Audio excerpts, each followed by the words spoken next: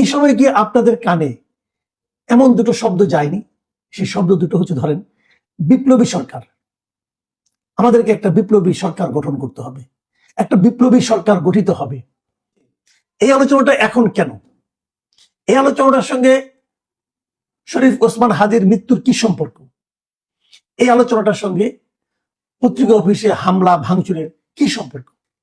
আমার ধারণা আপনারা শুনেছেন এই শব্দ দুটো, বিপ্লবী সরকার। এই যে কনসেপ্ট, এই কনসেপ্ট আপনারা শুনেছেন, আলোচনা হয়েছে এই সময়। কিন্তু প্রশ্ন হচ্ছে, কোনো সম্পর্ক নেই, কিন্তু আবার অন্যভাবে আছে। অন্যভাবে আছে এরকম, আমি যদি বলি এই শব্দ দুটোকে জাস্টিফাই করার জন্য, অথবা এই শব্দ দুটোর মধ্যে দিয়ে যে ধারণাটা তৈরি হয় আমাদের মধ্যে, সেই ধারণাটাকে বাস্তবায়ন করার জন্য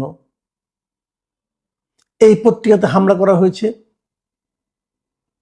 হামলার সঙ্গে একটা সম্পর্ক ছিল।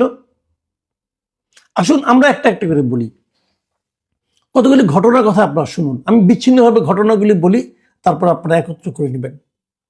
প্রশ্ন হচ্ছে, অভিযোগ উঠেছে, এর মধ্যে আমি দেখলাম অভিযোগ উঠেছে যে এই পত্রিকাতে যে হামলার ঘটনাটা, এই ঘটনাটা সরকারের গোয়েন্দা সংস্থা আগে জানতো। এটা বেশি দূর যাওয়া লাগবে না, একটা বড় দল, বিএনপির একজন সেন্ট্রাল লিডার, মানে একদম ওনাদের সর্বোচ্চ যে বডি আছে, স্থায়ী কমিটি, তার সদস্য সালাউদ্দিন আহমেদ সাহেব কিন্তু অভিযোগটা করেছেন যে সরকারের কাছে গোয়েন্দা সংস্থার রিপোর্ট ছিল এই দুটো পত্রিকার উপর হামলা হতে পারে। তাহলে সরকার কেন আগে থেকে ব্যবস্থা নেয়নি? এক নম্বর কথা। দ্বিতীয় কথা হলো, এই বিষয়টা যে হতে পারে, এই আক্রমণটা যে হতে পারে, সেটাকে আমরা একটু আগে জানতে পারিনি? যেই মুহূর্তে শরীফ ওসমান হাদির মৃত্যুর সংবাদটা এলো আমাদের দেশে, সেই সময়ে, সেই দুপুরে বিকালের মধ্যেই রাজশাহী বিশ্ববিদ্যালয়ের যে রাকসুর যিনি জিএস আছেন মুস্তাকুর রহমান, উনি কিন্তু একজন শিবির নেতা, ছাত্র শিবিরের নেতা।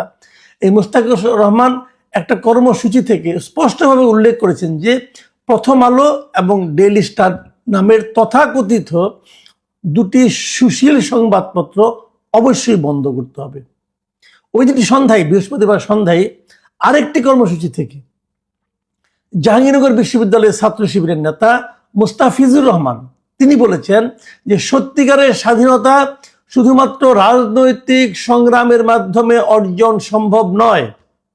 এ কারণে ছায়ানট, উদীচী এবং শাহবাগী বামপন্থীদের ধ্বংস করতে হবে, আর এটা শুরু হবে ওসমান হাদির প্রতিষ্ঠিত ইনকিলাব মঞ্চের সাংস্কৃতিক সংগ্রামের মাধ্যমে। খেয়াল করুন, এই দুই ছাত্র শিবিরের নেতা যে হুমকিটা দিয়েছেন, ঠিক সেই কাজগুলি কিন্তু রাতে ঘটেছে। তাহলে কি ওনারা এটা ইনিশিয়েট করেছেন? আচ্ছা, ওনারা তো ছাত্র শিবির, ওনাদের মূল সংগঠন জামায়াতে ইসলামী, ওনারা কি এই ছাত্র শিবিরের এই দুই নেতার বক্তব্যের সঙ্গে একমত? যদি না হয়ে থাকেন, তারা কি তাদের বিরুদ্ধে কোনো ব্যবস্থা নিয়েছেন? অথবা শিবিরকে এদের বিরুদ্ধে কোনো ব্যবস্থা নিয়েছে? তাহলে এই আক্রমণটা কারা করলো? আমি বলছি না যে ওনাদের আহ্বানের কারণে ঘটেছে, কিন্তু আমি এটা তো সন্দেহ করতেই পারি যে এই আহ্বানটা সেই ক্ষোভের মধ্যে একটা স্পার্ক হিসেবে কাজ করেছে।